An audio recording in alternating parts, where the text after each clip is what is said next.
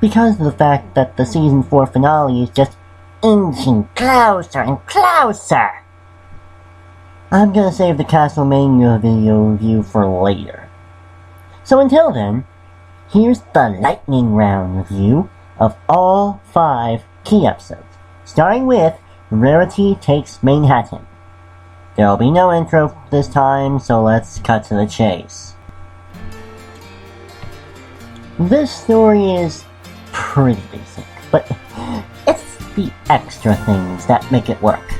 Basically, Rarity goes to Manhattan for Fashion Week, and brings her friends along for a musical that's taking place. Here, it showcases Rarity's elements to full degree, and also shows that those you're generous to can return the favor. But not all Manhattanites are that kind, as shown by our villain of the episode, Soy Poyomer, who used Rarity's generosity to steal a rare fabric from Rarity and use it to create her own dresses. But just as all seems lost, Rarity gets the idea to use the 3 R's to make a new line out of things from the hotel. At first it seems to work, but then when Rarity sees her friends aren't there, she leaves to go find them. Then as soon as she comes back with her friends there, it seems she lost the competition, only for our foil, Coco Pomel, to reveal the true intentions that Story had to telling her that, giving Rarity her trophy and a special present, a spool of thread. So overall, the writing is pretty decent, with showing the life of Rarity Tabitha Unicorn, with the negative side of being taken advantage of. So, I think Dave did a great job with this episode. Just be grateful they didn't go with Cammy's vision. Now, for this moment, I'll judge humor and music equally, because let's face it, that little lamp shading before Rarity sang is the only thing that made us laugh. But on the subject of the song, I'd say it really fits Rarity in her element, and I also love the Broadway feel that the song had. As for animation, I can say they did a great job with the town. I'm glad we were able to see the town for what it truly was. And it is a town I'd love to see more of. So because of these, I'll give it a 4 out of 5 star rating. It certainly did an excellent job in portraying Rarity's element, and helps you understand Rarity's character a lot more. So I can easily recommend this to any Rarity fan out there. Don't expect the same thing with the next entry though! In this episode, Rainbow Dash is going to the titular location from Sleepless in Ponyville, along with her team, which consists of Fluttershy and fan favorite, Snow by Rage, to qualify for the Equestria Games. More on that later. However, when they get there, they then meet their competition, the Wonderbolts, Lady Spitfire being the foil for Rainbow Dash. Then, when one of the members of the competing team gets his wing injured, what do the remaining members do? They replace him with the most loyal pony in Equestria, and later outright lie to keep her on the team. I don't think I need to go on with the story anymore. Except that Spitfire learns her lesson and Rainbow gets a prize, the Wonderbolt badge. Those are the only things I'll unveil. So yeah, the writing, probably the worst I've ever seen. I know I've been leaving the rest of the main 6 out, but there's a reason. There's seriously nothing to their being here. You can just take them out of the story altogether and replace the Wonderbolts with someone else. Probably lightning dust. And it would have been a better episode. Humor is very non-existent. And basically, the only things that are forgiving are music and animation. But even then, I'm gonna reference Kimmy and give this episode a rock out of nothing. This episode is so bad that I'm actually trusting Kimmy Sparkle with my opinions. Let's just move on before I get a migraine from both those things.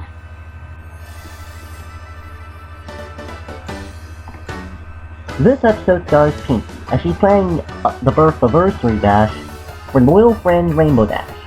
But then things take a turn for the worst when a much better party pony named Cheese Sandwich, voiced by Weird Al Yankovic, shows up to Ponyville and every pony prefers his parties over Pinkie. Then after a song from Pinkie, she challenges Cheese to a goof-off with the title of Super Duper Party Pony on the line.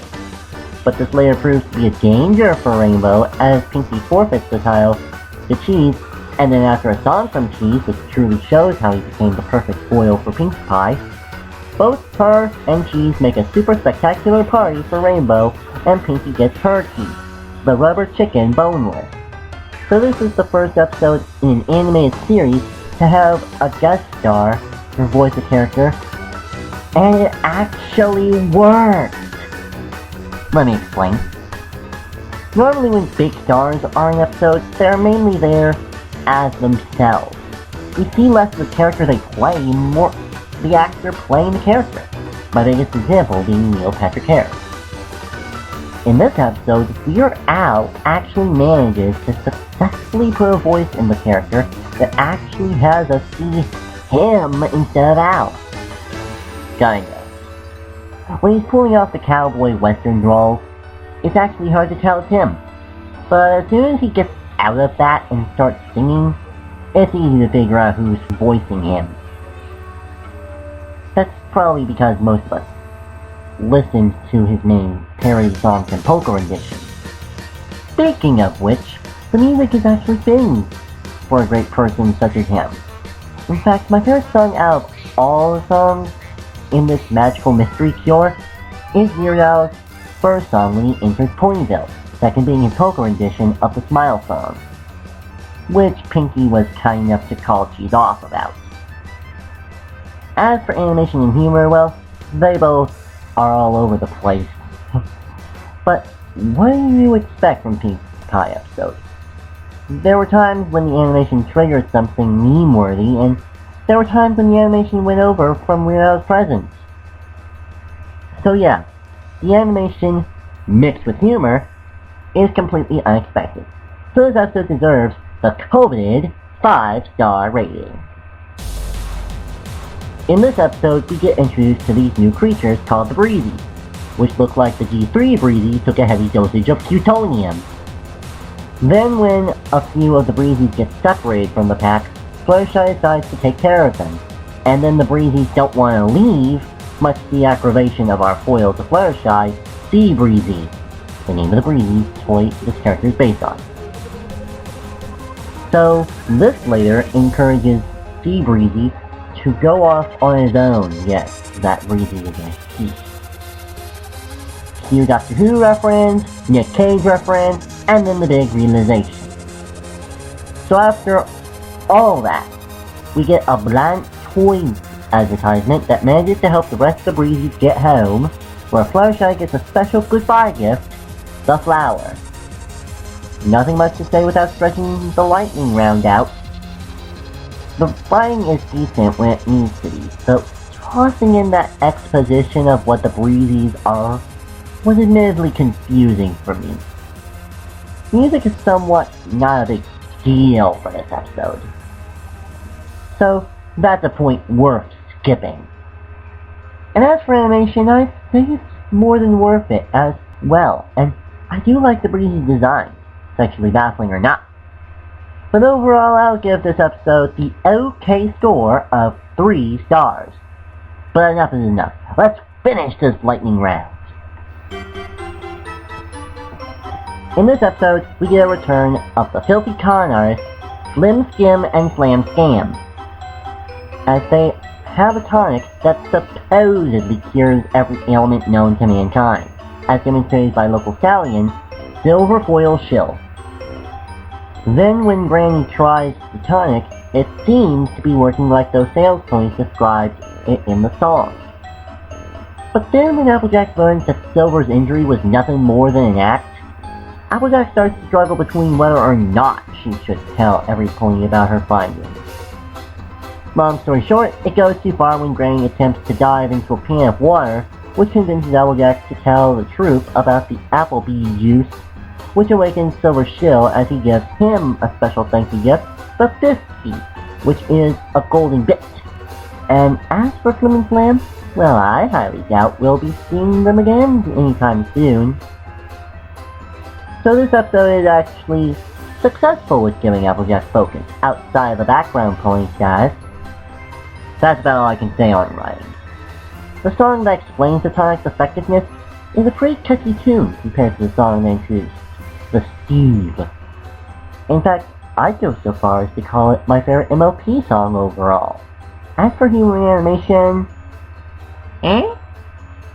I do like the aerobic swimming in the swim meet scene, but that's about it on that.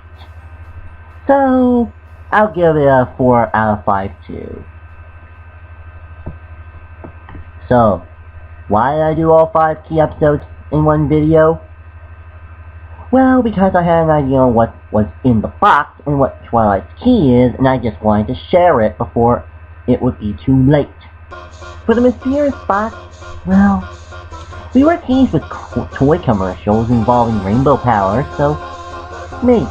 Knowing Hasbro, whatever's in the box, we need to give the main six that power.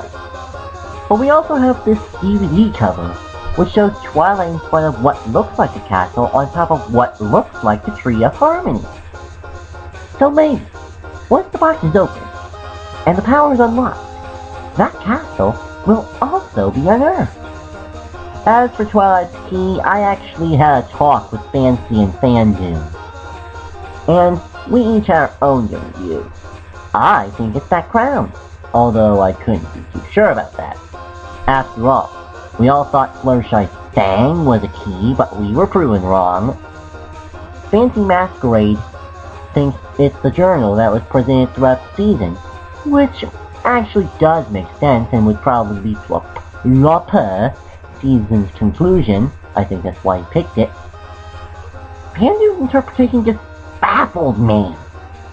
He thinks it's Twilight's wings, and the only reason he gave is that it would bring us back to the good old days, which is the last thing any company would want to do, Knothole.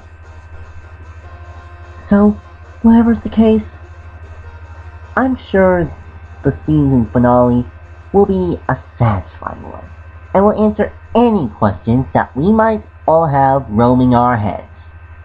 This is Handsome Charmer, and next time I'm going back to basics. But I'm probably going to do something random with a certain some pony.